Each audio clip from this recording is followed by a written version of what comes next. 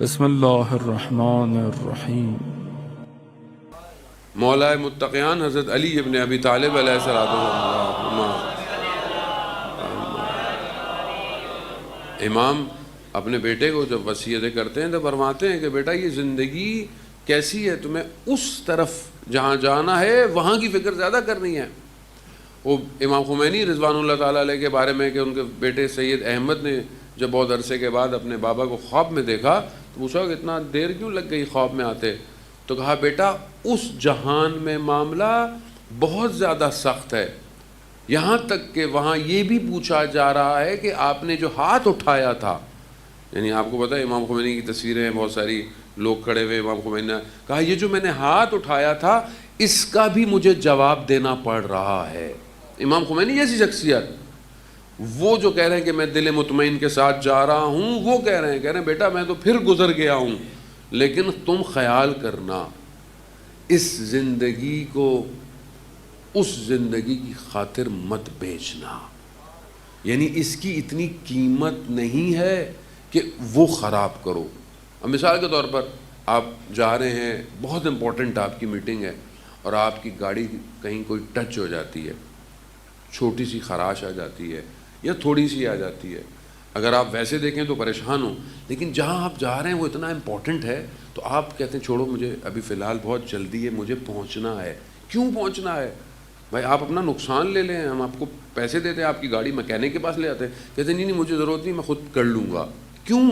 کیونکہ جہاں آپ جا رہے ہیں اس کی پرائس بہت ہائی ہے، اس کے مقابلے میں یہ نقصان آپ کا کوئی نقصان نہیں ہے۔ خوب اسی اپنی زندگی کی مثال سے دیکھیں، یہ جو زندگی میں آ رہا ہے، کہیں مثال بیمار ہو گیا ہے، کہیں انسان مطلب پریشانی ہو گئی ہے، کہیں کوئی چیز چھن گئی ہے، کہیں کوئی چیز کم ہے، تو یہ کمیاں آپ کو ایسا نہ کر دیں کہ آپ اپنی قیامت سے غافل ہو جائیں۔ انسان چھوٹے سے زمین کے ٹکڑے کی خاطر اپنے بہن بھائیوں کا دشمن ہو جاتا ہے، اپنے ماں باپ کے ساتھ بے احترامی کرنے لگ جاتا ہے، چھوٹی سی چیز چاہے مطلب کتنی ہوگی، لیکن آپ دیکھیں رشتے برباد کر دیتا ہے، یہ سوچے بغیر کہ یہاں ایک ایک چیز اور وہاں جو خدا دے گا۔ ایک عام آدمی کے لیے بھی جو جنت ہے وہ دنیا کے 8 برابر ہے، یعنی کئی گنا بڑی ہے، لیکن ہم کیونکہ متوجہ نہیں ہیں۔ مثال کے طور پر انسان عام زندگی میں جا رہا ہے، گاڑی چلا رہا ہے، میں معذرت سے ظاہر میں ابھی مارچ سے تو اترا نہیں، یہیں پہ ہوں تو یہیں کی مثالیں دیتا ہوں۔ مثلا آپ جا رہے ہیں، آپ بے دھیانی میں آپ کو عادت ہے ٹیکسٹ کرنے کی، گاڑی چلاتے ہوئے موبائل کرنے کی، لیکن جب تک آ گیا آپ زندگی بھر فون یوز نہیں کریں گے، نہیں ایک دفعہ ایسا حادثہ ہو گیا میں بچ گیا ہوں۔ زندگی ایسے ہی ہے، بعض اوقات جب تک اس کو جھٹکا نہیں لگتا زندگی میں انسان متوجہ نہیں ہوتا، غفلت میں ہے۔ پروردگار قرآن میں کتنی جگہ ارشاد فرما رہا ہے، اور یہ غفلت سب سے بڑا نقصان ہے۔ امام پہ فرما رہے ہیں کہ میں صبح ایسے کر رہا ہوں کہ میری زندگی کا ایک دن کم ہو رہا ہے۔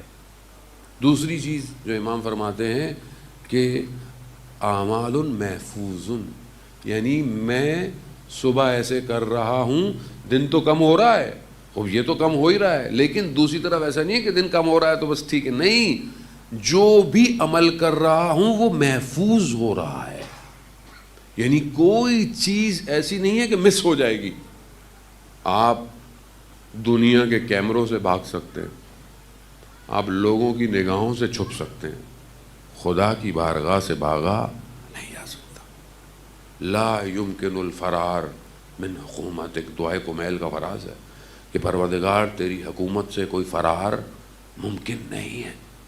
آپ تصور کریں کہ جو آپ سارا دن دیکھتے ہیں وہ رات کو پرائم ٹائم پہ ٹی وی چینل پہ دکھایا جائے، کیا کریں گے آپ؟ جو آپ صبح اٹھے آپ نے دیکھا، آپ کی آنکھیں جہاں جہاں چلتی گئیں، رات کو پرائم ٹائم پہ 9 بجے وہی ساری چیزیں اگر دکھائی جائیں تو کیا آپ دیکھیں گے پورا دن؟ کیسے آپ اپنی آنکھوں کی حفاظت کریں گے؟ کیونکہ سب کچھ دکھایا جائے گا کہ تمہاری نگاہ سڑک پہ کہاں اٹھی، تمہاری نگاہ بازار میں کیسے اٹھی، تمہاری نگاہ آفس میں کیسے اٹھی، تمہارے ذہن میں جو خیالات آئے تھے، وہ انسان کتنا ہوگا۔ لیکن کیونکہ انسان کو پتہ نہیں ہے کہ وہاں یہ دکھایا جائے گا، یہ سب دکھایا جائے گا. یعنی وہاں پر قرآن کیا کہہ رہا ہے کہ ذرہ برابر، مثقال کتنا ہے، بہت چھوٹا سا ہے جہاں قرآن کہہ رہا ہے اس کے برابر بھی اگر تم نے خیر کی ہے تو تمہیں دکھائی جائے گی، اور اگر شر کیا ہے تو تمہیں دکھایا جائے گا. اس کی اسکرین بہت بڑی ہے اور وہ سب کو دکھائے گا. اس لیے تو روایت ہے کہ رسول خدا حضرت محمد مصطفیٰ صلی اللہ علیہ وسلم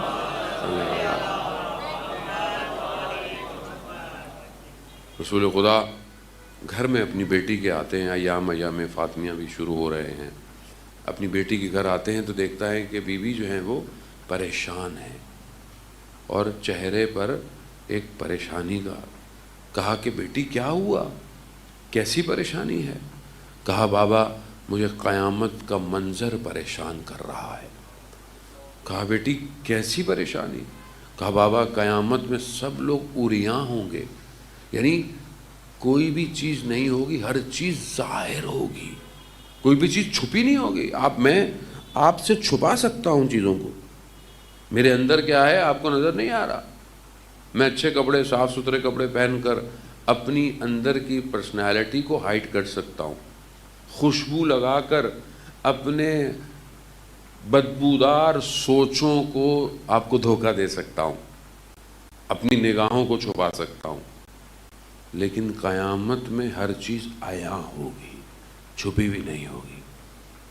تو بیوی فرماتی ہیں بابا میں اس دن سے پریشان ہوں، ہر چیز عیاں ہوگی.